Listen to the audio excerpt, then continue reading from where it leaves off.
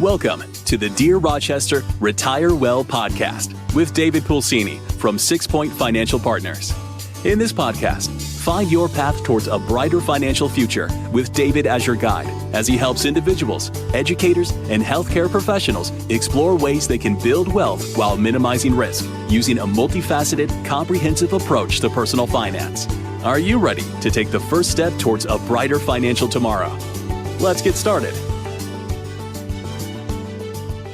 Folks, let's get back to some planning and specifically tax planning. And as an advisor, I get asked pretty frequently about the markets, about specific stocks, and about what to do with money that is invested. I also get a lot of, hey, my friend picked X stock, or my dad's done really well in the markets, which is awesome, right?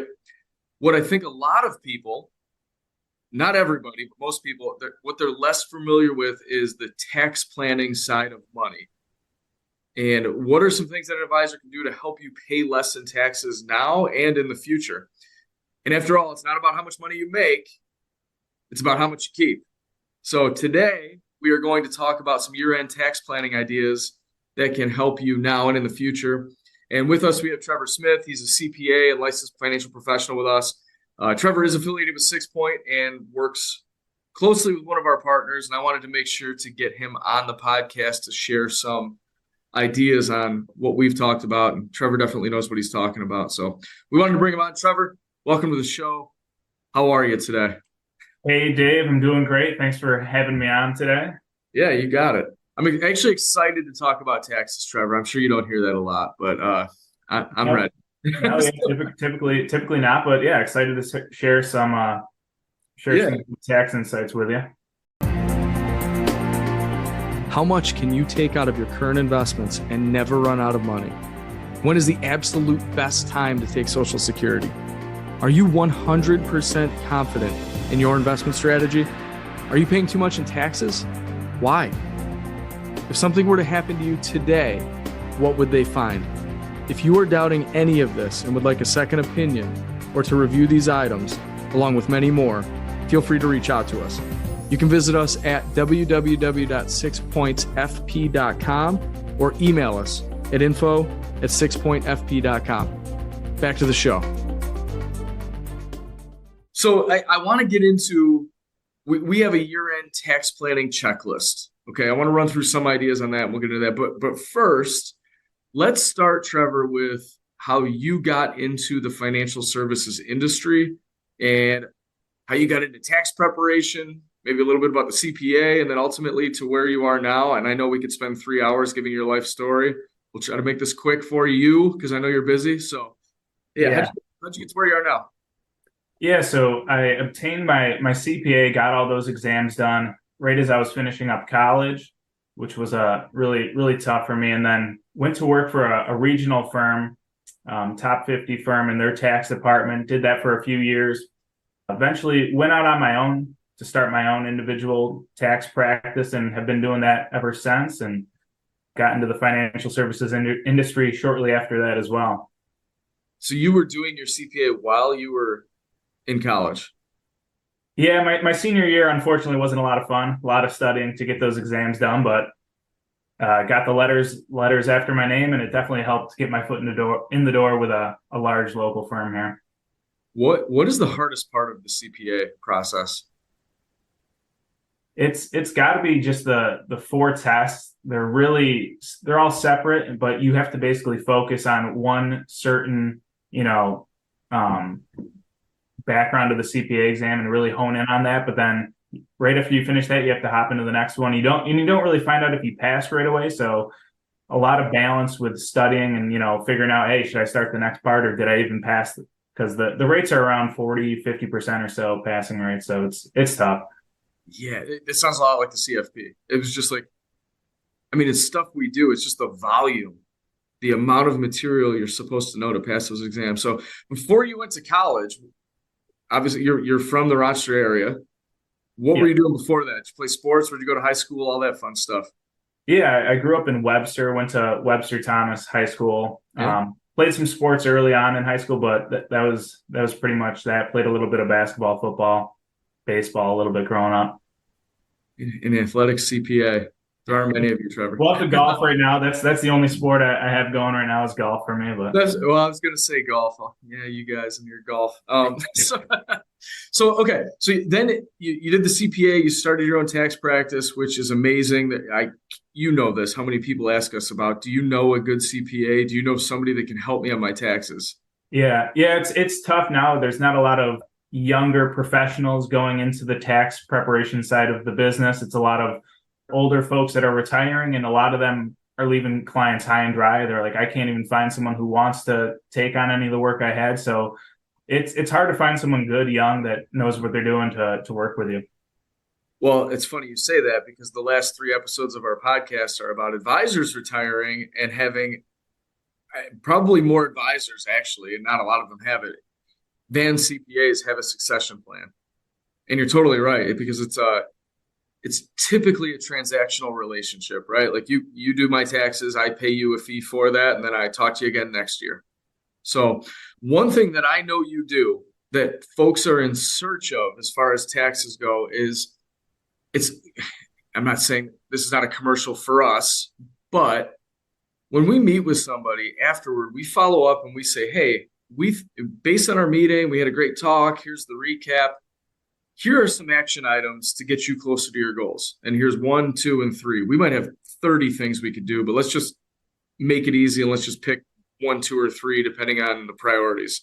There are not many CPAs that I have found that say, hey, do this, this, and this, and it will help you on your taxes next year. So, and going forward, right? So, right. Yeah, I know that's something you do as part of your tax prep process. So it's very helpful, and it's obviously another reason I wanted to have you on. But let's get into a year-end planning checklist, and I'm not going to walk through the whole thing. What we do is we want to collect from our clients, if we can, their 1040s or their tax returns, either from their CPAs directly or from them. And then we want to take a look at it and analyze. Okay. So one of the questions I tell our clients or prospective clients or the folks out there that are listening to ask is to your advisor, what do you do with my tax returns once you get them? Okay. So ask your advisor that. What are you going to do with my tax returns? When your advisor asks for your tax return, what do they do with it? Okay. One of the things we do is this, and again, this is what Trevor does, is we have year-end tax planning checklists, which I thought was timely based on the release of this episode. But we've got a list of 20 things. Obviously, there are many more. Tax codes get crazy complicated quickly, but it's just a checklist. And do we need to take action on this? And there are 20 different things. We don't have time to go through all 20, but if you're listening and you want a copy of the year-end tax planning checklist, feel free to shoot me an email or get a hold of us. But we wanted to walk through 3 of those things, right, Trevor? I think we have time for 3. And let's start with the old, just because we've talked about this so much, and I don't feel like we can talk about it enough. Let's talk about should we convert any money this year? And the checklist literally says Roth IRA conversion up to dollar amount blank. So we can easily fill that in, right? So what is a Roth conversion? And then how do we know how much to convert? And then how do we pay? Tell us all about that. Yeah. So basically a Roth conversion is taking tax deferred money that you deferred the taxes on it, that you're going to pay taxes on in the future when you start withdrawing from the account, and converting that into a tax-free bucket, I guess, that in retirement, you can essentially withdraw this money. You don't have to worry about paying taxes or have to worry about any of the implications of raising your income like that in retirement. It would also lower your RMDs. But yeah, so to actually do the Roth conversion, essentially you're going to pay the tax on it now, convert it to this tax-free money that's going to grow tax-free, dividends, interest gains, everything is going to be tax-free. It's going to come out tax-free when you retire.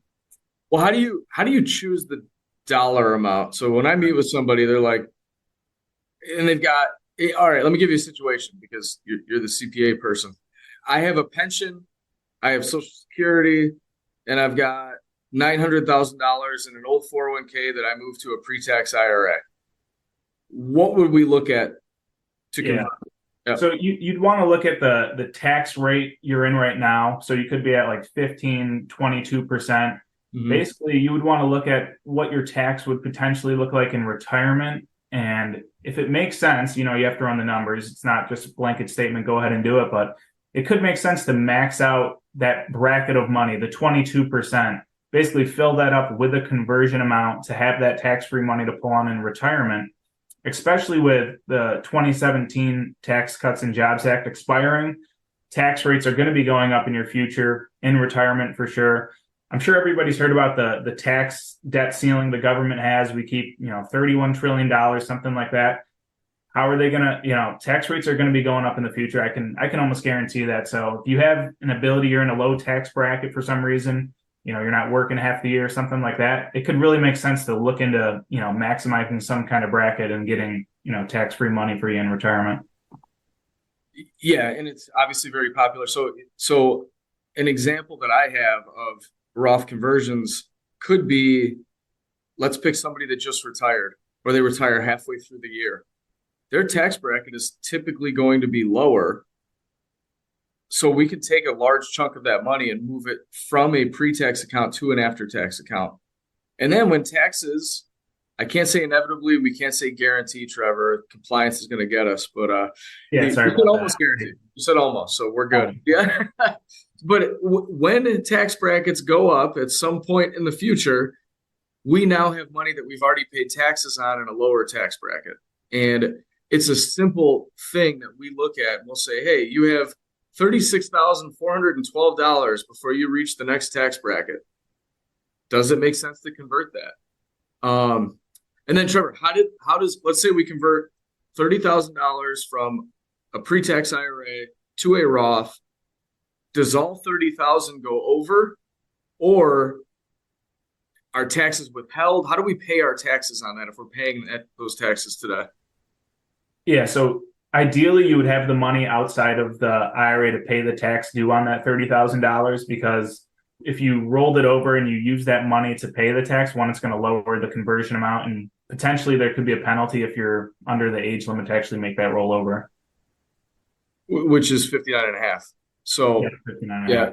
So we have a lot of, I have many clients that have gone through selling a business, or they got divorced, and for some reason their income is much lower, and they might be 48 years old or something, and they want to do it. It would make sense to do a Roth conversion, but unless they have that cash on hand, they're going to be paying a 10% penalty for converting what they convert. So cash on hand is good, and then it's obviously pre-tax to the after-tax. And we don't even have time to get into this, but that affects future Social Security. Trevor mentioned RMDs. For the folks that don't know what that is, it's required minimum distributions at age 73, and then moving up as we go further into the future. You have to take money out of your pre-tax accounts. Most of our clients don't even want to take money out of their accounts, but they are forced to because the government wants you to pay taxes. So at some age, they're going to say, hey, we figured this out. You need to take X percent out of your pre-tax accounts because we want our tax dollars before you die. And that's the most blunt way to say it, I guess, but it is true. Yeah. Yeah, you could almost do an entire podcast just on Roth conversions, whether or not they make sense. Yeah. Also the widow's tax, typically a spouse will outsurvive the other. When that happens, your tax brackets are cut in half. So with RMDs coming into play, you could be paying a substantial tax bill at some point in your lifetime. A quick interruption. 6 Point Financial Partners is taking on new clients. If you would like to take the next step in planning your future with Dave or the 6 Point team, please visit them at www.6pointfp.com to schedule a time or reach out via LinkedIn, Facebook, or simply find us on the internet by searching 6 Point Financial Partners. Okay, back to the show.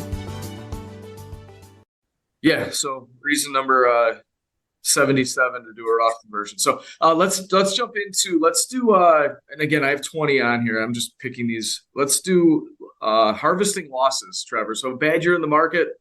When we're talking about harvesting losses, what does that mean? Yeah, so to harvest losses, basically, you're going to look into opportunities basically from a taxable account to harvest losses in stocks or ETFs or something like that, that basically you'll sell those at a loss and it can be used to offset any capital gains. And you can also use it up to $3,000 in the year to actually offset, W-2 income as well on your tax return and save actual tax dollars in the current year. Anything over that $3,000 will get rolled over into the next year. So if you lost $10,000 in the year, you'd have 3 years to write off $3,000 moving forward. There's also rules to actually make the tax loss harvesting work you're going to want to be careful about. You cannot purchase within 30 days of selling for a loss substantially identical or similar stock. So you want to be careful there that you don't kind of goof that up. You also want to be careful with IRAs if you're buying similar stocks inside that, where you could actually lose that loss altogether because you did the tax loss and the harvesting rules for kind of offsetting your IRA. So a lot to watch out for. Yeah, I'll give you one story that I just ran into. Was a gentleman that we started to work with at the end of last year. Last year, 2022, was a rough year in the markets. He had some after-tax investments. He was able to take some losses, but unknowingly, because he hadn't transferred this yet, in an IRA at a different place, they bought a substantially similar, so whatever the words are, basically the same thing. That we sold like an S&P 500 fund, and he bought a different S&P 500 fund, even in an IRA and a pre-tax account. And that technically disqualified the loss that we were trying to take. So that's another argument, folks, for pick one advisor, because like if you have multiple people telling you what to do, that's almost not trackable. Going from, if I'm talking to firm XYZ about your IRA and firm ABC about your mutual funds, and then we're managing a retirement account, like that, there's a lot going on. So that's a good point. You definitely have to be careful with the losses, and especially if we're using it as a strategy, you want to make sure everybody's on the same page. So yeah, so harvesting capital losses typically at the end of the year, although it could be done anytime, right? Yeah, it could be done at any time. Okay. So yeah, we usually look at ours around our clients, I'll say their stuff around May, and then again in November, because for most folks, I know not all of them, but most folks are getting their returns mid-April, and they're finishing up their taxes. So we like to take a look in May and then plan again for November. So then it's just part of the system and the process. But all right, you anything else on those right now? No, it should cover that. All right. Let's continue with some after-tax stuff. I'm going to pick, just because I just had a question about this. I get this a lot from high-income earners that do not qualify for certain things. I'll let you take it from there. But the backdoor Roth IRA, that's a nickname, right? Like that's not the official tax code. That's just a nickname. Backdoor Roth IRA. So like you said, Dave, high-income earners don't qualify to make a Roth IRA contribution. And so what they can do is there's a backdoor, is what they call a way to get into it. Essentially, you would make a non-deductible contribution to an IRA and immediately convert that money over to a Roth IRA, which essentially it allows you to get a workaround to have a Roth IRA. And I know we talked about the Roth accounts earlier. That money's going to grow tax-free, come out tax-free. So high-income earners would love to have tax-free money to pull on. There's a lot of, you got to file a certain tax form with it, Form 8606. So you really want to work with people that know what they're doing, because it's easy to screw these things up, and you could be out money. There could be penalties involved. Yeah, so the backdoor Roth. Another thing that I've seen, I'll let you talk about this, is when can you not do a backdoor Roth, or when should you not, or what's a mistake you've seen? Yeah, so one easy mistake that people don't realize is there's a pro rata rule, which means if you have any money in a pre-tax IRA and you go to make the non-deductible contribution and convert it, they're going to take a pro rata of the amount and make some of it actually taxable. So the idea is you do the rollover and you pay no taxes with that. But if you had a pre-tax IRA, either, you converted a 401k at some point, or you had an IRA through contributions, you'd want to be careful that the pro rata rule isn't going to apply to you and kind of screw up your whole thought on getting this tax-free money. Yeah. So, and I've had that before, where folks have had $200,000, $300,000, $500,000 in an IRA, and they want to do the non-deductible or the backdoor Roth, and it basically defeats the purpose. So I'll leave it there. There are actually a couple other tax traps that we could save for a different day. But Trevor, if I'm listening to this, and I want to wrap this up, and then we can get this out to people, but what I'm taking away from this is get my tax returns to my financial folks, the advisors. I want them to run it through a checklist. If you want to copy that checklist again, let me know. And then the more you talk about this, if I'm an outside listener, I'm not inside of this all day. It's just like, can someone just do this for me?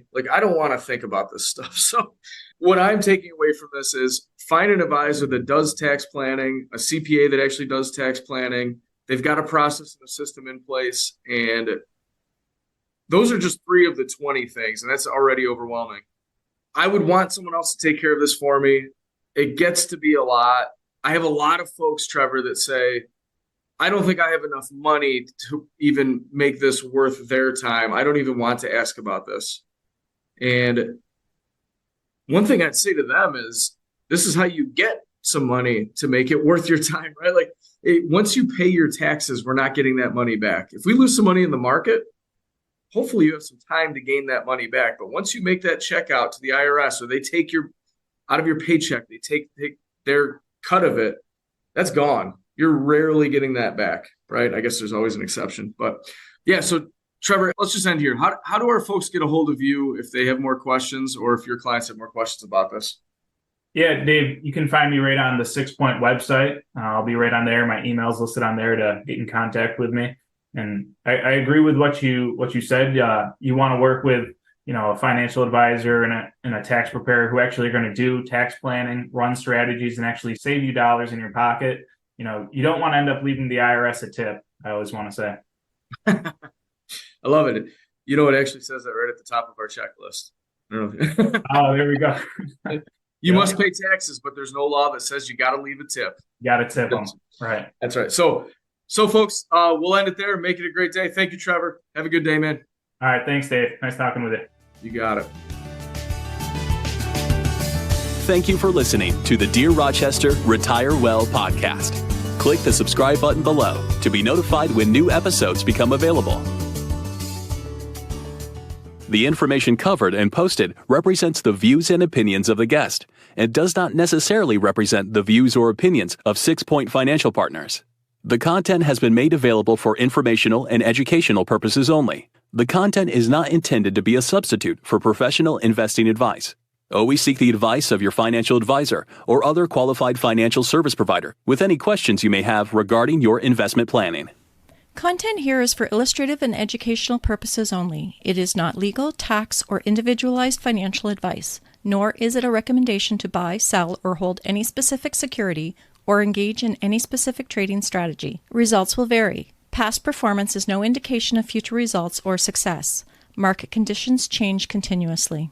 This commentary reflects the personal opinions, viewpoints, and analysis of 6 Point Financial Partners. It does not necessarily represent those of RFG Advisory, Private Client Services, their clients, or their employees. This commentary should not be regarded as a description of advisory services provided by 6 Point Financial Partners or RFG Advisory, or performance returns of any client. The views reflected in the commentary are subject to change at any time without notice.